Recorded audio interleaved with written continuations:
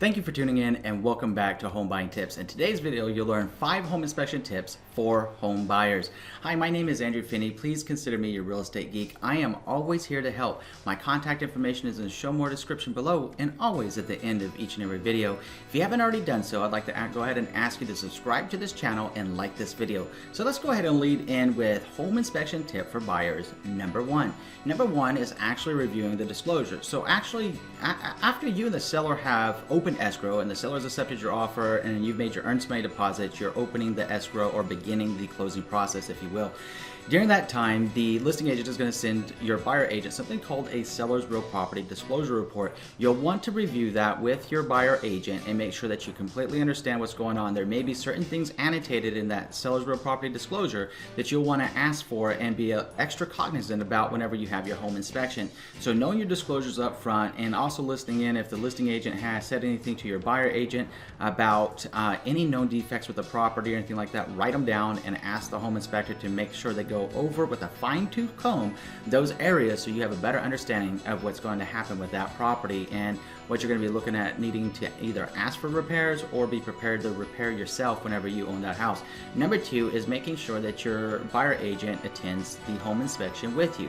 Now sometimes this is practical and sometimes this isn't practical, but it certainly is best practice. And normally whenever you have a home inspection, it could last anywhere between like 1 and 4 hours depending on everything that you have requested to be inspected, depending on the amount of inspections, depending on what home inspections are customary in your location. So normally what I have found is by attending these with the buyer, it's a lot of times best to come at towards about 30 minutes before the home inspector believes they're going to be finished so they have a chance to do their job without interruption and stay focused on the task at hand. The last thing we want to do with the home inspector is to interrupt the home inspector or cause them to get out of focus or out of sync or out of rhythm with their normal inspection checklist. Let them do their job, come towards the end of it, the home inspector will be absolutely happy to chat with you because they love it whenever the buyer shows up and asks questions about the home inspection report. And since we'll all be there together, you're going to actually just go ahead and go room by room by room and look at every single thing the home inspector is talking about. With your buyer agent being present, that gives them the opportunity to listen to what's on your mind, what's concerning you, and you can immediately prepare to start asking for a repair request from the seller based upon that conversation and based upon what was found or mentioned in the home inspection report itself. So number 3 is actually going where the home inspector goes. So if you're actually going to attend the home inspection, you're going to be there the whole time. You're going to need the number 1, schedule a lot of time off. Number 2, make sure that the home inspectors, you're not how is the best way to say this really? If you're going to follow the home inspector around and make sure that you're checking on everything that they're checking on, that's great. Just try not to interrupt the home inspector because they have a job to do. You have hired them to inspect that home and they need to follow the process, and you want them to be 100% focused instead of being 50% focused on the home inspection and 50% focused on answering your questions. We want them to have massive attention to detail so that we get the best report possible. But here we go again, back to point number 2. If you come towards the tail end of that home inspection with your buyer agent and you guys are following them around, game on, perfect thing to do.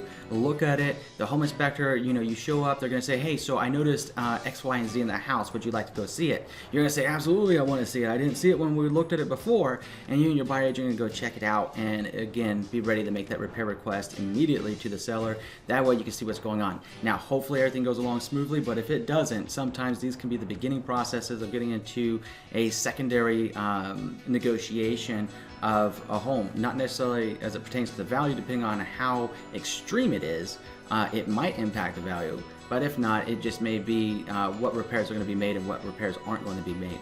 So number 4 that we're looking at is actually think twice before you ask your family member that's a contractor or any other kind of profession, maybe they were a building inspector or something.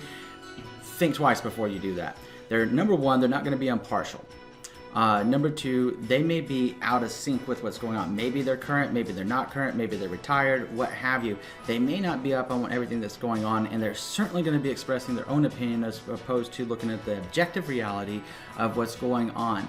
If you invite them to come out, it can be good or bad, but most times, and from experience, somebody does that, it's not good because I listen to what their family members have to say, and I'm thinking, wow, you're blasting out some small stuff. You're talking about cosmetic things. You're talking about maybe a stucco patch here or a stucco patch there. Or you're talking about, oh, the water heater needs straps. Okay, we already knew that. So it's kind of a moot point in most of what they're going to say, and it can be, especially if this is your first home you're buying, it can cause great alarm and concern for no reason. The idea is not to get concerned over spilt milk here whenever the milk hasn't even left the cow. You want to make sure that you get the milk in the glass. The milk's got to come out of the cow first, and the way that we're going to get that milk from that cow is by the home inspector doing their job, doing their job, and being able to help you out and come to a repair request and discuss it with your buyer agent. So tip number 5 is actually discussing what's next with your buyer agent. I mean, kind of common sense here. The last step is always going to be discussing it with your buyer agent. Look, you're going to be making the decision. Your buyer agent's going to be managing the process. Part of managing this process is reviewing that home inspection report with you. And you're going to make the decisions on that home inspection report that says, I'd like to ask for X, Y, and Z to be fixed. And the buyer agent's going to type up what's called a repair request and submit it over to the listing agent to review with the seller, and then wait for the seller's response. Now, it's important to remember that a repair request has the word request in it, meaning that you're asking for something. Now, normally sellers are going to be very keen on fixing anything they got to fix if it's pursuant to a lending guideline. You know, when we go back to like water heater straps in certain parts of the country, that's going to be necessary. In California and some other parts of the country, you can have compliance inspections. So in those compliance inspections, you're going to need to have certain things done that California is saying that need to be done to be in current compliance with the sale of the property. The seller will absolutely get that stuff taken care of as well. So then you're going to have cosmetic things. Every home's going to have something cosmetic. I mean, look at your car. Look at the car that you drive. It was probably not as gorgeous as the day that you bought it and drove it off the lot, is it? Because it has a scratch here, it has a dent there, because these things happen with wear and tear. Same thing with a house. It's normally a lot of that stuff is general home maintenance that's very easy to fix with a little bit of time and a honey-do list that you can put together and get it done. But understanding the next steps forward is going to be able to help you with the negotiation process. It's going to give you peace of mind with what to know what the next thing is, and whenever you know what the next thing is, it removes that fear that false evidence appearing real from your mind, and it calms any anxiety that you may be feeling. Don't trip out over a home inspection. Don't do it. It's okay. We don't know what we don't know until we know that we don't know it, do we? So don't freak out over what we don't know until we know what we're dealing with. It's best to remain as objective as possible. I know this is a really interesting time in your life right now. You're super excited. You're emotionally charged. It's like a roller coaster. It's okay. If you follow the steps on how to find a great real estate agent, then you're going to be in great hands. And if you have any questions about that, or you're looking for a great real estate agent to begin this process, feel free to reach out to me, and I'm happy to put my nationwide network of top real estate agents to work for you. So if you have any questions about this video, or if you'd like to share something with me, please go ahead and feel free to contact me. I'm putting my contact information up right now. Even if you just want to say hi, I absolutely love hearing from you and where you are in your life right now, what you're doing. It's so much fun and so very rewarding hearing from you.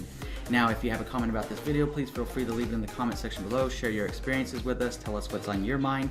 And going back to the beginning of this video, if you haven't already done so, I'm going to ask you to do 3 things now. Number 1, please subscribe to the channel. Number 2, please like this video. Number 3, please share this video around with someone you know is going to be able to help. In between now and the next time that we meet again, I'm wishing you and your family a lifetime full of love, wealth, abundance, and happiness. Thank you so much for watching today. Enjoy an amazing day.